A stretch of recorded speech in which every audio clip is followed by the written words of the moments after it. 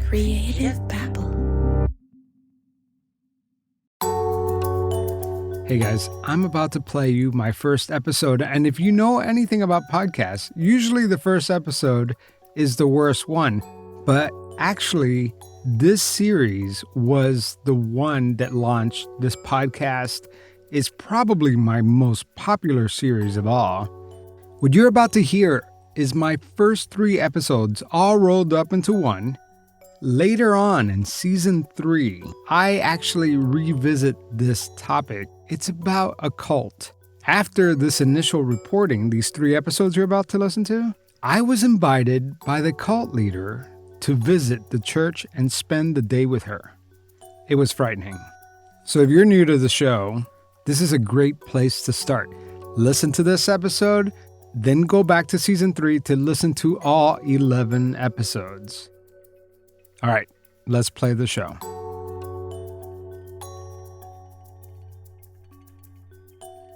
You know, back in my first episode, I met up with a man who lived near me who says he escaped a cult. His name is John Cooper. So I contacted him and said, hey, do you want to meet up? I told him, I'm thinking about starting a podcast and would like to tell your story. But I didn't want to meet him at his house. I mean, he is a former cult member, and I didn't want him to come to my house, so we just met up at a park in Chapel Hill, North Carolina.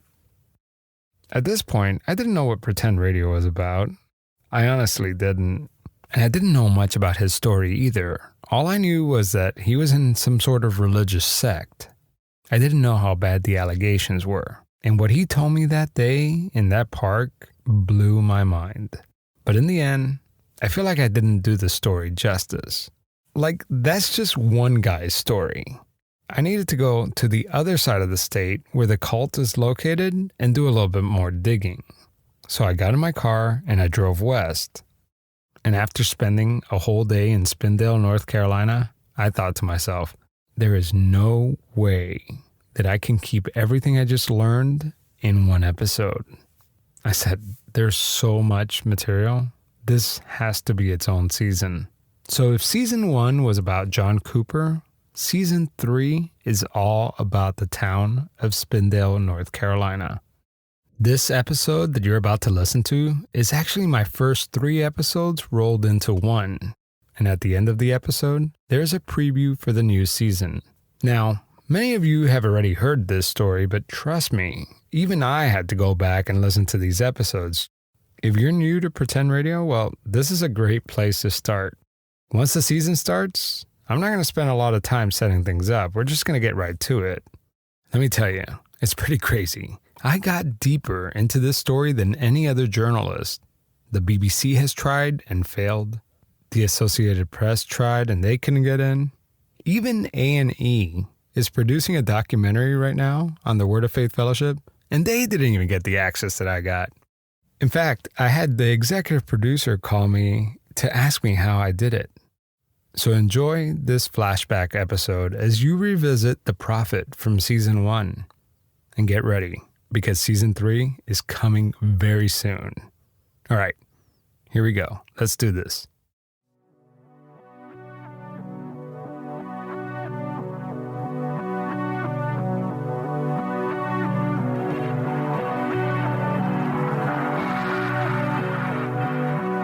When I first met John Cooper at a park in Chapel Hill, North Carolina, he told me about a night where his pastor, Jane Whaley, called for a meeting with some of the church's younger members. You see, some of these young adults found themselves in trouble with the church, and they needed some sort of intervention. He remembers Pastor Jane Whaley saying, you know, y'all are so out from under authority and you're all, you know, given to so much sin and you're so wicked. And so y'all young people need to get together and like have a revival of sorts. There's probably about 40, 50 young people that were all told to show up.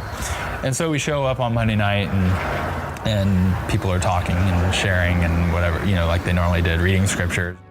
They were asked to go around the room and confess their sins. John remembers he and his wife were just sitting there quietly, just waiting their turn. You know, they're all going around and kind of talking about what God's doing in their life or what sin God is convicting them of. But I was just sitting there being quiet, like, like trying to figure out what am I gonna say, right? Well over half of people have already said something and they're kind of working their way around, and my wife and I are both just being like really quiet over here in the corner. And so they kind of turned on us and were like, what are y'all giving to? Like, what are, why are y'all sitting over there, not opening your heart? Then things escalated quickly.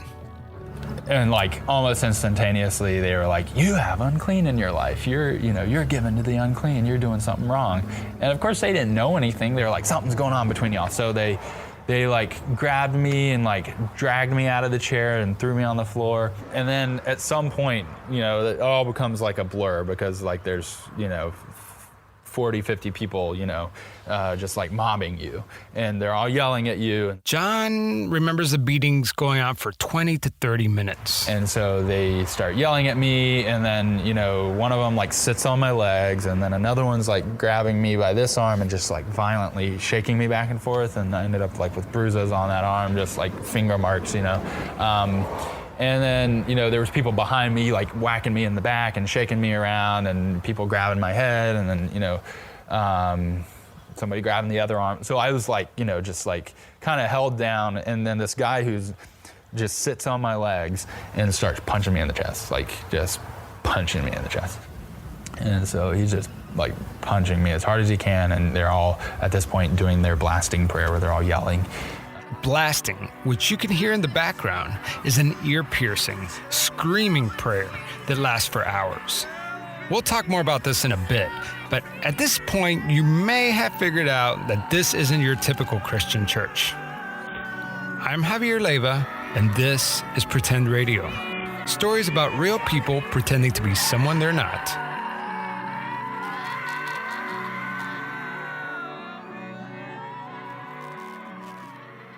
Before she was ever a pastor, Jane Whaley described herself as the wife of a preacher and a stay-at-home mom.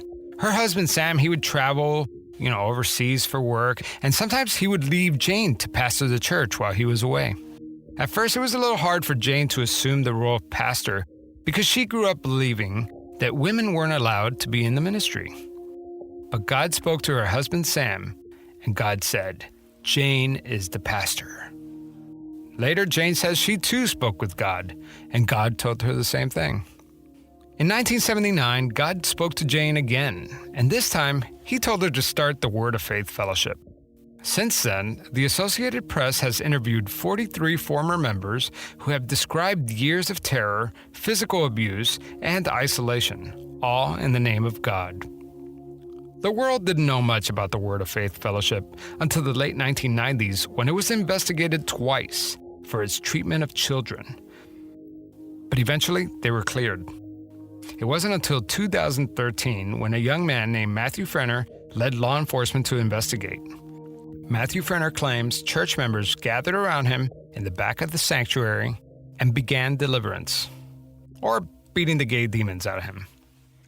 He said that's the church's way of curing his homosexuality. So what's the difference between a cult and a religion? Some may argue there's no difference at all. Religions and cults do have some commonalities, but then again, so do country clubs and fraternities and sports teams. I mean, there are some clear differences between a legitimate religion and a cult. First, a cult typically has a single, unquestioned leader who makes all the rules and doesn't have to answer to anybody else. Often members have to live together in isolation with little to no interactions with friends. Cults are known for extreme recruiting methods, often depriving their members of sleep and food, as well as performing brainwashing techniques. The Word of Faith Fellowship exhibits all these traits and some. To me, it's the alleged abuse that concerns me and the fact that some of it may still be happening today. When John Cooper described to me the day that 20 people beat him repeatedly in the chest, he said that degree of violence wasn't typical.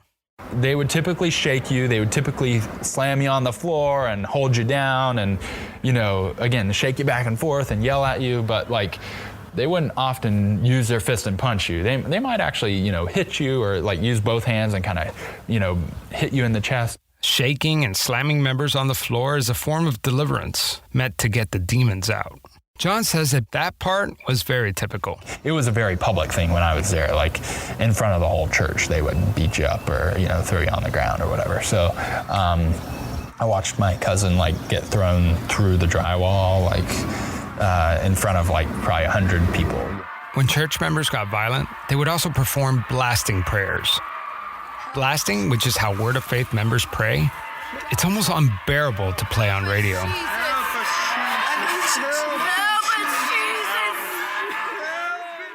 Sometimes it was just a yelling sound like ah, you know, just like no particular words, right?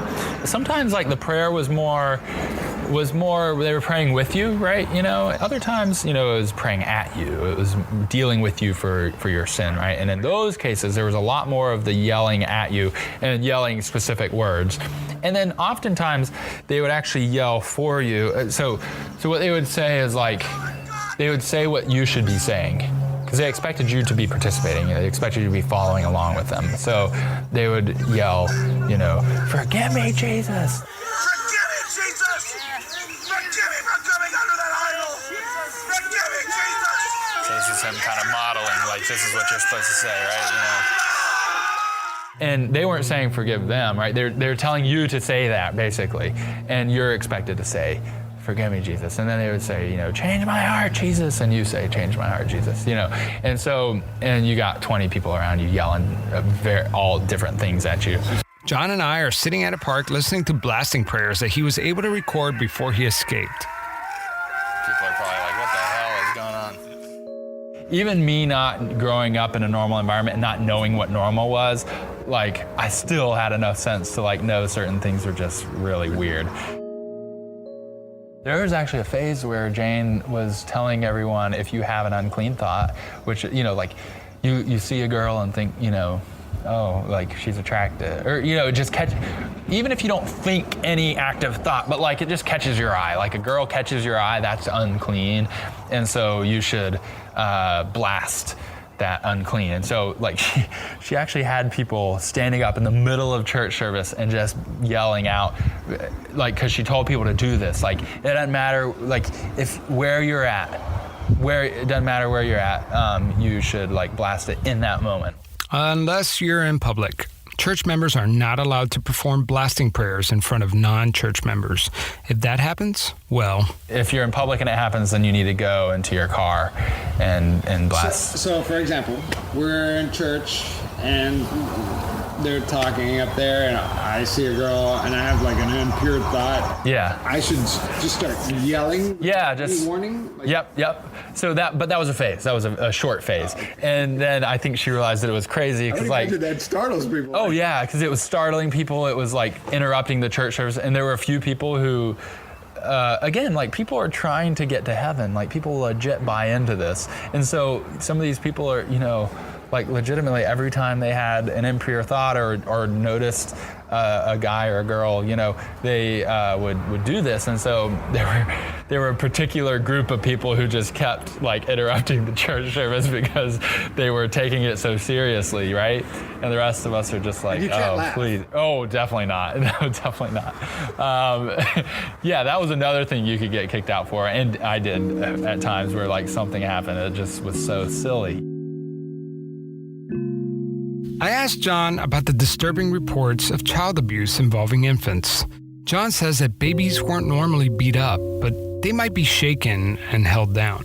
I remember, you know, like little babies just, you know, screaming, and so they're sitting there blasting them and just like holding them where they can't move, you know, and the baby's like trying to, you know, fight or whatever, you know. So yeah, they blast babies all the time. Like if your baby's crying, and like you can try like giving them the bottle or, you know, putting them to sleep or changing their diaper or whatever, but like otherwise, like if you know how babies just cry occasionally and sometimes you don't know what's going on. Yeah, it's a baby, but that is like demons or something. That's demonic. That is the devil tormenting that baby, because a good godly baby like should be peaceful. And so if your baby is crying and you can't figure out the reason, then it must be the devil tormenting them. And so they, you know, like parents would blast at or with their baby for like hours sometimes. Eventually, the baby would quit crying. They blast it for an hour or two, and the baby finally like stops crying and goes to sleep, and then they say, oh, it finally broke. I mean, that was a really severe attack from the devil. I'm like, no, the kid like yelled until they got exhausted. Either way, they were going to keep going until that demon broke. When I asked him how they treat their elderly, he said they would scream at them, but for the most part, they weren't physically abusive. So who is Jane Whaley? What is she like? How can one person have so much control over individuals, a congregation, practically an entire town? I mean, why don't people just leave? But I was like 2 or 3 years old, you know. This is my memory of like not even being tall enough to see like over the people in front of me to see her, but just hearing her yell like at the top of her lungs. Over the years, Jane made it a point to isolate herself from others. Even before church service, she would hide in her office. Jane like didn't mingle with us, right? They would get started without her, and when she was ready, she would come out and preach. So we would like sing basically until she was ready, and she would like show up, and then they'd be like, okay, we can stop singing, and then she would, you know, talk. So that was my interaction with her over the years, was like seeing her from a distance and being like terrified of her, because like she was the ultimate authority. Jane was always like the ultimate threat. So like, you know, if you're disobeying, you're not doing what they tell you to do, you know, and they might threaten you with a spanking, and then, you know, you're like, I don't care, go ahead and spank me, you know. And then they would be like, oh, well, then I'll call Jane. And that was scary, like really scary. So that's all I knew, was like she was like the boogeyman. I was so terrified, like terrified to speak to her, terrified to like look at her the wrong way, you know. And like I was a kid, you know, and so like if she was coming down the hall, you'd be like putting on your best face, smiling, and be like, don't yell at me, you know, because like she would randomly just, you know, hear a story about you, you know, from someone else who reported you, right, and they'd just like come up and just yell at you, or, you know. So she spanked me a few times as a kid, and I was scared of her more than the spanking, you know. Like I remember just like physically just shaking as a kid when I had to like talk to her or something, you know. She's not physically threatening, like into. No, I mean, like she's an old lady, you know. Yeah, so she's probably about 5'4", old white lady with, you know, like this golden colored hair. I remember Jane, you know, very explicitly, and I have a recording of her, you know, saying, you know, throw them on the ground and get their doubles out, or that kind of thing. Often she would say that. Why didn't you get him and throw him to the ground and get his devils out? Grandmother, I need to talk to you by yourself. You can talk to me by yourself, but not now. That's a seductive devil right there. Your dad, every one of them should have turned around and took you to the floor and got those devils out of you. She would talk about, you know, slamming people into the wall or whatever. And then we watched it happen like so many times.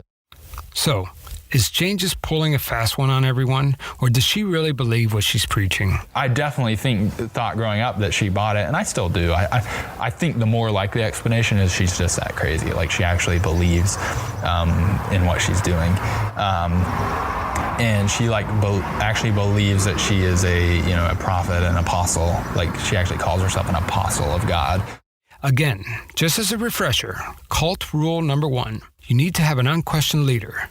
Rule number 2, you need to isolate your members from the rest of society. Word of Faith Fellowship does this by making everyone believe that they're going to hell. In order to get to heaven, you have to go through Jane first. Because Jane speaks for God, because Jane, you know, is the one who runs everything, and basically whatever she says is what God said. You know, she always says like, this is what God told me to tell you, or, you know, this is what God is saying. So this was the only place in the world where they were doing things right.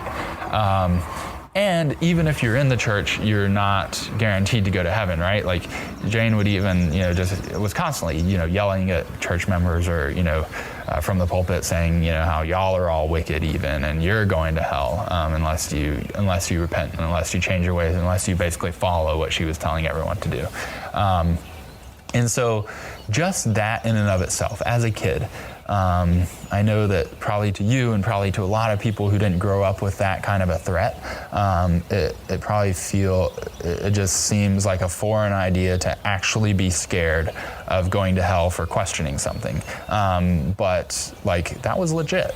I'm not a psychologist, but This sounds like a classic case of Stockholm Syndrome, where hostages align themselves with their captors in order to survive. What else could keep these people from leaving when the door is wide open? And I, to be honest, wasn't as scared of being physically abused as I was of like being isolated or, you know, like a lot of the psychological tactics were actually like worse. So tell me about, so the isolation was always there. Like when you say isolation, it means like you can't play, like you're being punished, or you're physically isolated and you can't? So there were versions of it. There were like degrees of isolation. So they called it like church discipline or church discipleship. When a kid misbehaves, they are kicked out of school and sent to a special class where they are not allowed to talk to each other. This is the first degree of isolation. There were very limited freedoms, but whatever those were taken away. And you weren't allowed to do schoolwork. So you had to, you know, sit there and read your Bible, and then often just listen to hours and hours and hours of tapes. So they had, you know, when I was really little, like cassette tapes. What, like you're sitting in this room and you're like, obviously you don't want to be there. Right. What do? You're like, do you watch the screen? Like, yeah, you could make a choice to look away and not watch the video, you know, while you're on isolation, but that would just make it last longer. Is there somebody there watching you watch the video? Yeah. There's always a teacher in there, and they're watching you. And again, it's only a couple kids. And so is like it an hour? Or is it? No, it's all day. And that's the mild version of isolation. The more severe versions, there's actually multiple more severe versions. So you could be like on a more severe version where you were like isolated at home and like not even allowed to come to church. Not going to church means you're not going to school, which means you're not going to see your friends. You're basically left alone for days. Probably the longest at any given time was like a month or two.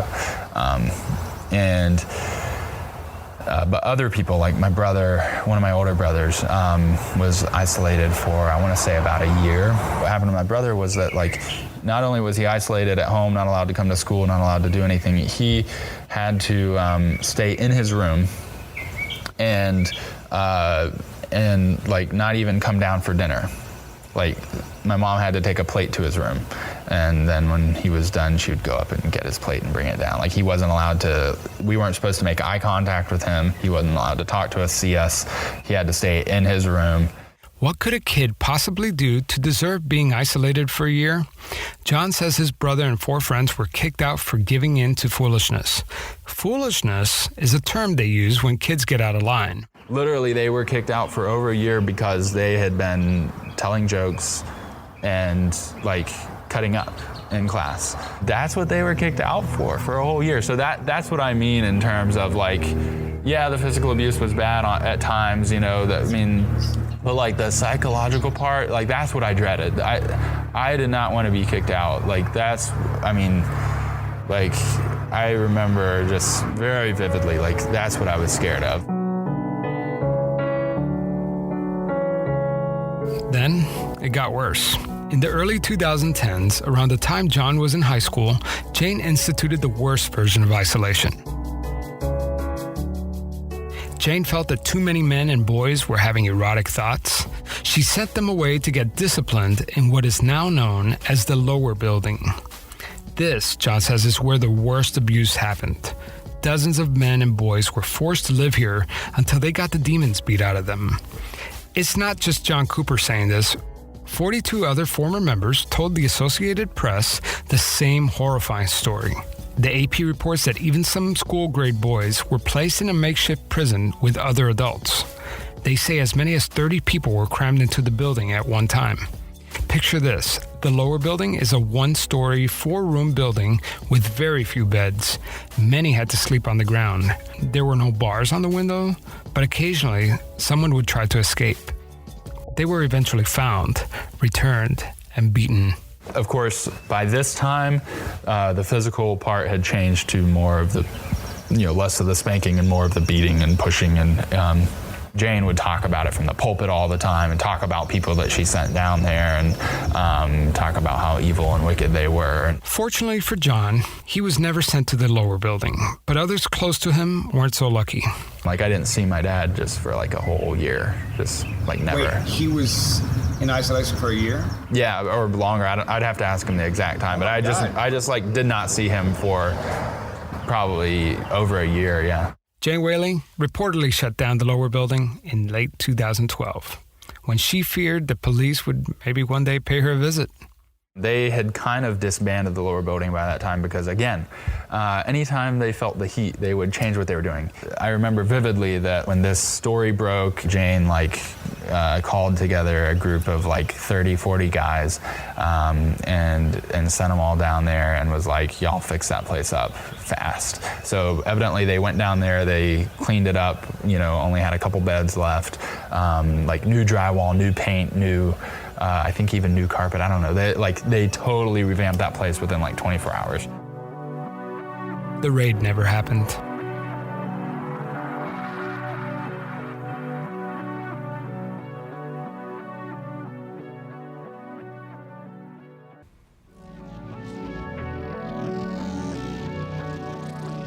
Would you have allowed Stephen to be that way?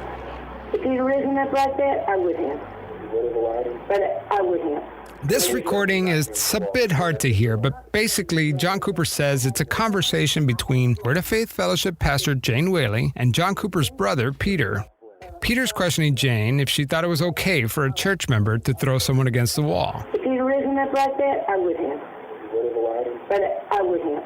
Right, but it's not right to use force like that. That could have caused legislation. Let me tell you. You wouldn't be serving God today. It's the force we're not used to choose. That's the devil himself speaking out of you. So basically the implication was you should grab them and shake them and whatever, and it's fine if they hit the wall, And so then Peter was saying, well, that's not right, you use force, and you heard her, yell and say, and then say, you wouldn't be serving God today if some force were not used at you. Today we're going to talk about John Cooper's multiple attempts to escape what some describe as a cult. If you Google the Word of Faith Fellowship, it's become synonymous with horrifying rituals, physical abuse, and forced isolation. If what John is telling me so far is true, why would anyone want to raise their kids in this kind of environment? I asked John, and when his family moved to Spindale, North Carolina, things weren't so bad. So I was one. I don't remember anything before that. I just kind of grew up there not knowing anything else. And then as I got older, started to realize things were weird. Tell me, because from everything you read about it, it sounds terrible, right? Yeah. But was it always as bad as they described? No. Was it from always that intense? No. So when I was a kid, what I remember more was more like your typical childhood. He played with neighbors, he watched TV, he read books. At this point, the worst abuse hadn't started. But things weren't always so peachy. He says church discipline and spankings were always a constant. Since before he could remember, church leaders were always in control.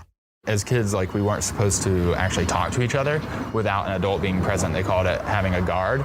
If you were ever caught just talking to your brother or your classmate or whoever without asking an adult to listen to your conversation, you were supposed to lock in and say, can I talk to so-and-so? And then they had to listen and make sure that you weren't, saying something you shouldn't say. And so if you didn't do that, you might get spanked. We were supposed to only talk about essential things, if we, bumped into each other, you could say sorry. There were limited things you were allowed to say without an adult being present, but of course we would try to run off and just, talk. So. And this is all before it got bad. Right. And this is so as a kid, do you walk around, even though it was normal for you, did you walk around in constant fear that any wrong move? Yeah. Did you ever say, Dad, what's going on? Is this? No, I was scared to talk to my parents about it. I mean, they were the ones controlling me half the, they were the ones doing this stuff for Jane, or influenced by Jane, obviously, but they were the, if you will, perpetrators in that case. So I did, on occasion, I guess, tell my mom. I remember one time, riding with her in the car, and I remember like saying, "I'm done, Mom." And I was a young teenager, like, I don't know, 12 years old or something, and I was like, I'm done. Like, I don't want to ever go back to that school or that church. And she like flipped out and like screamed at me and was like, "How dare you say that, and you're gonna go to hell," and again, all those normal things. That was one of the few times I remember actually saying it to her. I thought it all the time, but I was scared to say it. But that was like one of the few times I kind of mustered up the courage to say it and just got yelled at for it. So yeah, I could never really have that conversation with my parents, but I had that conversation with my brothers all the time and with a few friends. What's interesting is that at one point, his mother and father almost did leave the church. I do remember a period where they were trying to leave, and they were going to leave with most of us, but the problem was at that point, like, there's so many of us, some of the older siblings were living elsewhere, and basically the threat was, if you leave, then like you're gonna lose at least several of your kids. So at that point in your life, did you realize that they wanted to leave, or is no? So we were afterward. Right. So we were never. I didn't know what had happened. All I knew was that like some of these ministers were always coming over to the house. Like, I knew something big was going on behind the scenes because these people were coming over. They were sleeping with us. Like, actually, one of them slept in my room a couple nights, and it could have been the threat of losing some of their kids or something else entirely. But the fact is, John's parents decided to stay. Now John is an adult and he's ready to leave, but there's a problem. He fell in love and now has a wife. It's easier to leave when it's just one person, but now there are two, which got me thinking, how did John end up with his wife Jessica? The answer is, it wasn't easy. According to John, the church controlled every aspect of his life. He says kids have to report unclean thoughts and expose their sins. That means no flirting, no lustful thoughts.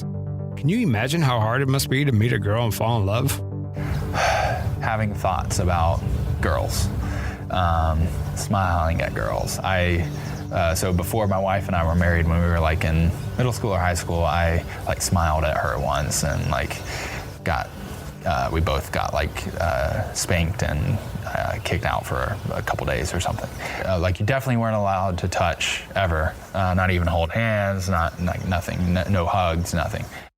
Like, it's abnormal for probably a young guy not to think about a sexual interest, and so I guess they know that, and so like it was nonstop. Like, if you weren't reporting something, then they would assume that you were lying and that you were hiding your thoughts, and so you almost had to from time to time give them something, and so I would do that occasionally. Like, I would, self-report something.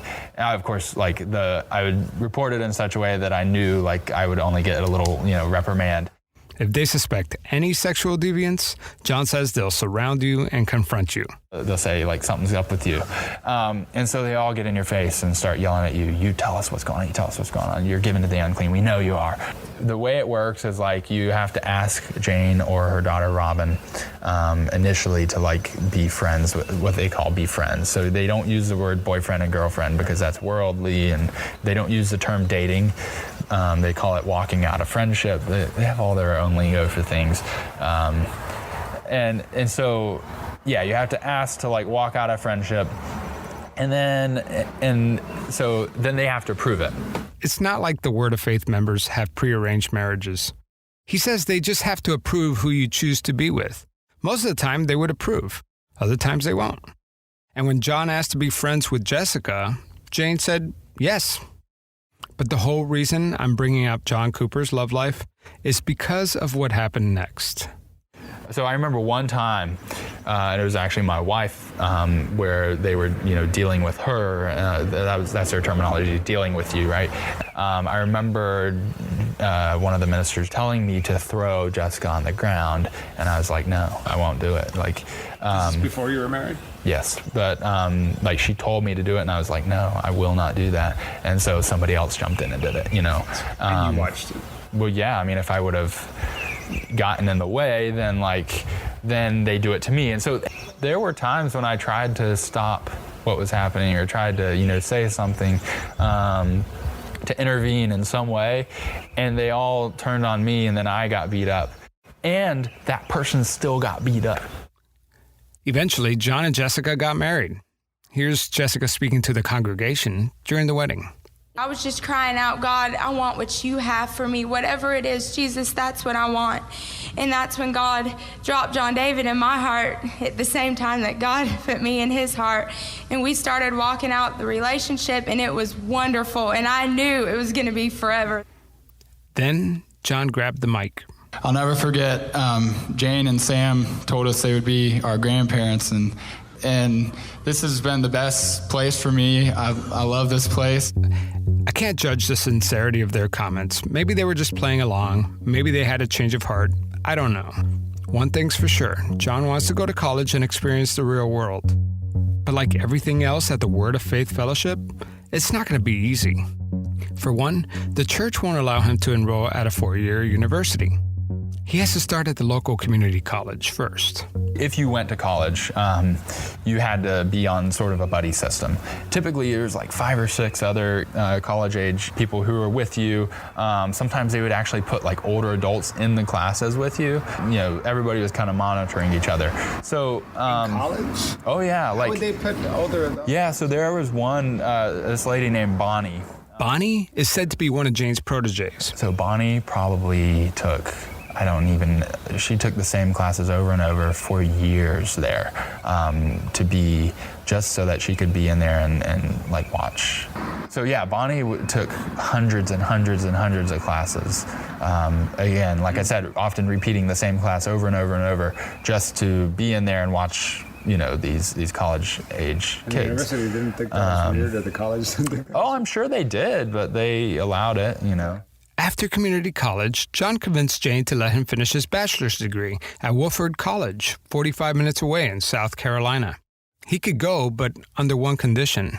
He has to go with his brother, Peter. My brother and I first started college again after being separated for 10 years. It was like, we were both scared, like, is he gonna tell? Am I gonna tell? You know, and so sometimes we told on each other just because we were scared that the other one might, you know, and until we realized, oh, hey, he's not telling about, like, you know, you can do little things, like very little things, and like see, like, is he gonna tell? And then he didn't, and it was like, oh, okay.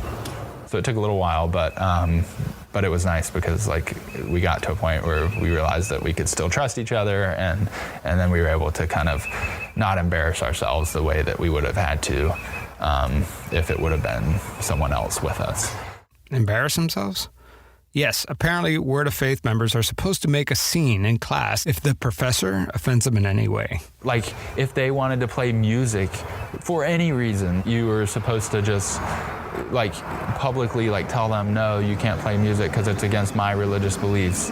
Any music, and then just walk out and like make a scene of it. Did you ever do that? So a few times. I didn't want to, but like the question was either I walk out with everyone like I'm told to, or I know as soon as I get home from this class, I'm isolated for however long and probably kicked out of college. For John, getting kicked out of college was a real threat. Getting kicked out for even a semester could be a real setback. Not only that, it was his only escape. Even though we were by ourselves there, like we were always having to check in, and they knew our schedule, and so if we tried to do anything, you know, so basically what I'm saying is, you know, could never hang out with friends, could never really do any activities. So yes, we got a small taste, but it was pretty much limited to just whatever happened in the classroom because we weren't allowed to do much else. John and his brother Peter graduated college and were planning to go to medical school. John got accepted to UNC's medical school in Chapel Hill, North Carolina. But there's a problem. John's brother Peter, he didn't get in. And the buddy system fell apart. Again, you know, the buddy system was such that we had to go together. And so Jane was like, you know, you're not going without him. I was already wanting to leave again for a long time, but that was kind of what pushed my timeline because I knew I had to like take that opportunity. At this point, John is married. He was trying to figure out how to start this conversation with his wife. So, you know, just broaching that conversation with her and saying like, you know, like I want to leave, it's like a hard thing to start because like if you say that and they get you in trouble, then you go through all the normal discipline. And that actually happened when they were first married. There had been a point where she had tried to leave, and I knew that, which was part of the reason that I was like comfortable marrying her, because I was like, I know she's wanted to leave before, hopefully we can get married and then leave. I knew she'd wanted to leave, and so what I said was like, hey, if you would have left, I would have left, because we had been dating at that time, and she like reported me because she was scared or whatever. Again, you don't know if you can trust each other, and there's so many ways of you getting in trouble. Like sometimes people crack under that pressure and and go tell on themselves. So say we were together, I did something wrong, and you were like, oh, I'm not gonna tell on you, and then later on I get convicted, I get my kind of guilty conscience takes over, and I'm like, I have to report myself for all these things that I've done. And so, you go like confess. So if you want to leave, you first have to overcome the psychological barriers, like the fear of going to hell. Then you have to prepare yourself for possibly losing your family. In John's case, his wife, his mother, his father, his siblings. If he leaves, he will lose the roof over his head and his car, because even though it was his car, the title was under someone else's name. I had to convince Jane to let me get the car in my name. And I told her that I needed to build my credit, and she believed me. So it worked out, but it took a few months of preparation and trying to get things lined up. And then, like, where are you gonna go? So you're losing everything. You're losing your income, your house, everything. So like, where are you gonna go? You don't really have friends on the outside. Luckily for John, he had the number of a friend who managed to leave just a few months before him. It worked out such that I finally had somewhere to go, where I had someone's number, and I was like, I called him up and I was like, hey, can we come like crash at your place until we can figure this out? John wasted no time. The day he got the car title under his name, he was ready to make his move.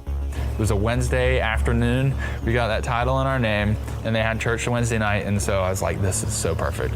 So what I did was I like got dressed, ready to go to church that night. They were living with his wife's parents. So we told them, oh, we're heading to church. We're just going to go to the gas station and, fill up the car, which we did. So we went to the gas station, filled up the car, made sure we had, gas, and just like waited there until like 6:30, which was the time that church started. And so right at 6:30, we figured everybody would be gone from the neighborhood because there was a lot of members who lived in that neighborhood. So we like zoomed back into the neighborhood, grabbed what we could fit in our car, and in like 10 minutes, and hiked it out of there. I was prepared to like never, see my family again. John was the first in his family to leave the church. Then 2 brothers left, leaving behind their wives. Since then, most of all the siblings have left the church, except for one. Eventually, his parents left the church. We don't talk a lot about it, just in general terms, like they've apologized on many times. The thing too is that my parents didn't know everything that was going on, even with us. Like stuff would happen at school, but we were like told, don't you dare go home and tell your parents. So like they didn't know half of the abuse. Like yes, they spanked us at home and they controlled us and followed the rules, but like they weren't physically other than if you call the spanking abuse or not, is I don't know, but like they never beat us or punched us. Like they weren't physically abusive in that way. John remembers getting a call from his parents shortly after he left. Told her that Jane was not allowing me to go to med school, and she didn't realize that either, that those meetings had been happening and Jane had been saying I wasn't going to go. So once I explained things to her, like she didn't believe me at first, but she, because like that's a long mental leap. What the things I was saying was kind of implicating that Jane was wrong. And so again, now she's having to go through her own kind of struggle, I'm sure. And so then her and my dad started talking to my other siblings, and then my other siblings were kind of corroborating what I was saying. So what happens now? After all the allegations, law enforcement investigations, what now? I know the psychological abuse is still in place. I know the isolation is still in place. So they disbanded the lower building, right? Because, the public found out about that, so that changed, but those people were all still isolated. They just were isolated at home, it changes, but it stays the same. And so that's why, like, I know that they're still abusing people. The people who have left after me are still telling, stories of how they were, how the abuse has continued, but just changed in different ways. It took me a while after I became an adult to get out, just because of the logistics and the, all the control that was in place. And so I understand that, but what really I care about is like the kids who are there. I was that kid. I mean, I didn't know any different, and I remember just my whole life like thinking of wanting to leave and like how am I going to get out? Like where am I going to go? Or and just like crying at night, or just feeling like tortured, and so that's why I want to talk about this. I want to make something happen. It needs to stop.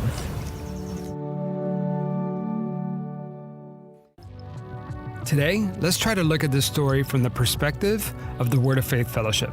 It's going to be a little tricky considering I haven't gotten a response from the church. I've reached out to church representative Joshua Farmer several times and still haven't heard anything back. So I decided to give Pastor Jane Whaley a call on her personal cell phone. What would happen if I called her? She'll blow you off, probably. But like, would she answer the phone? Doubt it, but she might. This is it. I have one shot to get this right. My strategy is to tell her up front that I want to tell her side of the story, and I want to learn more about her faith, but if she answers, I have only a couple seconds to make my case and prevent her from hanging up.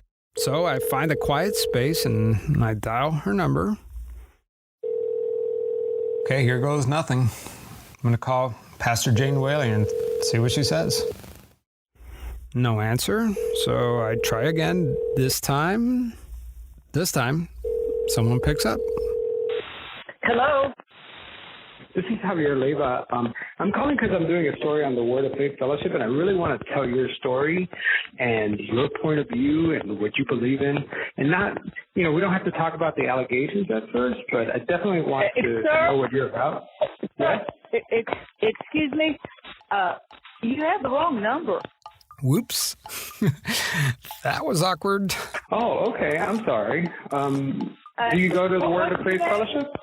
No, I do not. I'm sorry. I don't really need to know what you're talking about, sir. Oh, okay. Okay, no problem. No problem. Thank you for your time. All right. Have a great day. You too. So I can't get Jane directly, but we do have a statement released by the church.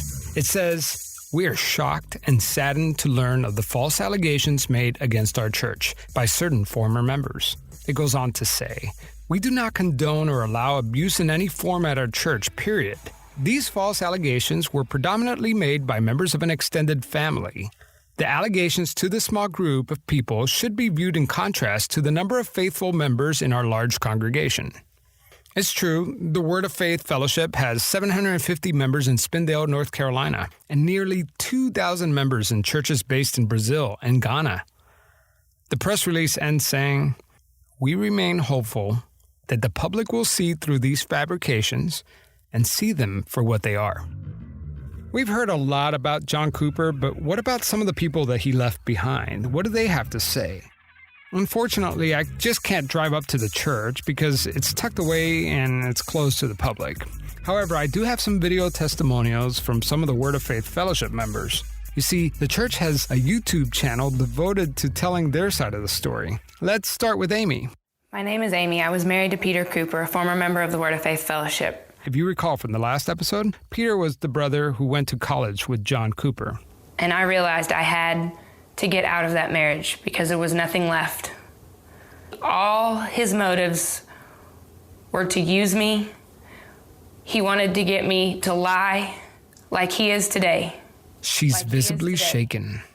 And I absolutely was not going to lie about the people that I love because the things that he says are not true. He didn't want me talking to any of the ministers unless he was there because he wanted to record them. And then he would take me to these meetings and we would sit down with his family. They would play recordings. They would see how they could alter these videos to make a story, to make it sound the way they wanted it to sound, to use it against innocent people, against lives that never did anything but care for them. Also, the video's a little choppy, so I can't really tell if the church is cutting it down for time or if they're just feeding her lines in between takes. They say that there are 43 that are coming out speaking against the church. Let's just take one look.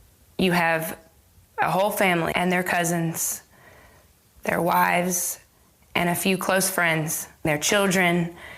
That adds up to 43 very quickly. The Cooper family alone makes up a good portion of the people speaking out against the church. So this is one entire family that is choosing to bring out stories. Sean Smitherin, John Cooper's brother-in-law, had this to say. So John David wants to paint this picture and twist this to fit his narrative that he was psychologically controlled and manipulated by Jane Whaley, and his every move was dictated to the point where he couldn't buy a car, couldn't get married without the permission of Jane Whaley. The truth is, he didn't have money to buy a car because he hadn't held down a job and he had been going to college and didn't have any credit. He goes on and on about the car for a minute. John David wanted to go to college, and we were all right behind him. We worked to get him a car, worked to get him tuition paid, gave him housing, we lived together. And he was shown nothing but love in our family. So how does he stray so far to come back and try to make it that we're the enemy? So what about John's claim that the church stalked him after he left the church? This is John speaking at a town hall meeting about what happened. When my wife and I first left, they were stalking us, like following us in cars, and they actually got into my wife's online account and using Find My iPhone to try to track us based on the iPhone location data. They actually followed us all the way up to Capitol Hill, which is 4 hours away. It was her parents that actually followed John when he talks about there was a truck that followed us and they were hacking our phones, and it was her parents who were genuinely concerned about the safety of their daughter. They just up and left, and we had no idea if she was in danger or what happened.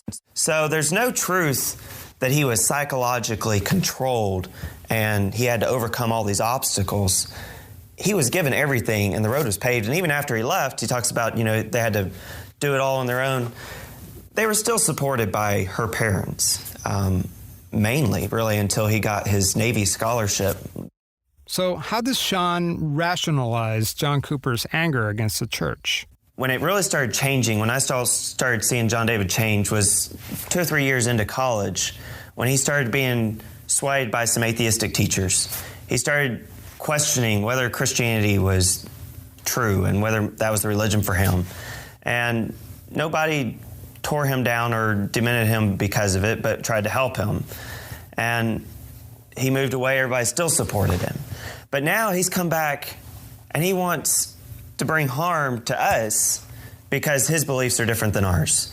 He wants to endanger my family. When you attend a forum and lie and tell people they abused me, they beat me, what does that make you want to do to those people that committed these acts?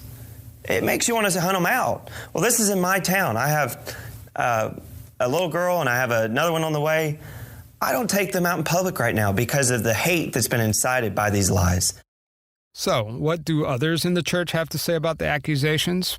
Benjamin McGee says that the Word of Faith Fellowship is just an ordinary church. There's nothing illegal happening. I've been here for 22 years, and I don't know anything about the abuse that has gone on in this church because there was none. To what extent are these guys willing to go to lie, to prove their story, to make their agenda, whatever they want to do? How far are they going to go with it? How bad are they going to lie? That's my question. Benjamin says these aren't hostage videos produced by the church. There's nobody forcing me to do this video right now. And by the way, I have no teleprompters in this room. I'm speaking of my own accord. I travel as I please. My friends come and go as they please. We talk together when we want to. We do anything we want to do. And we're very happy here in this church.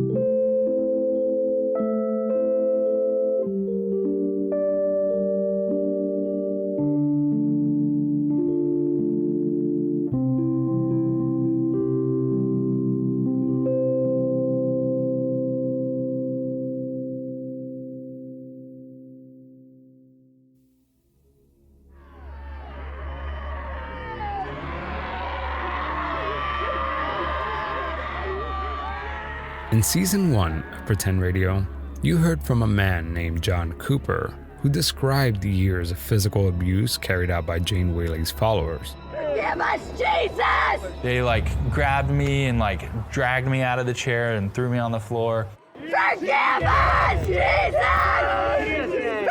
us! We're getting our truth! Forgive us, Jesus! This time, I'm going to dedicate an entire season to the Word of Faith Fellowship to answer questions I left unanswered. Who is Jane Whaley? Is she a prophet of God, or is she just profiting from her followers? How did she rise to power? And is it true that she has human slaves working for her? We're not letting go of God's will with each other! That's right! I'm going to do my best to answer all these questions, but the truth is that the more I start digging, the more questions I still have. And at one point in this season, I get so deeply tangled in this story that I actually become part of it. What's the matter with us? We're not gonna abort God's will! That's right! This season is full of surprises, and true to form, there's a shocking development halfway through. So stick around and join me as I unpack this story, one episode at a time.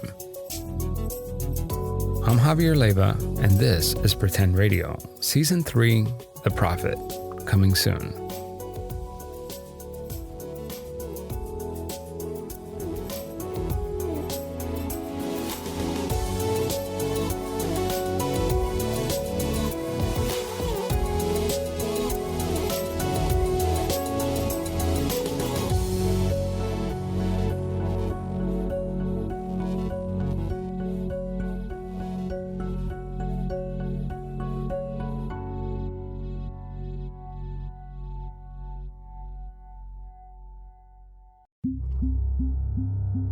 Creative Babble.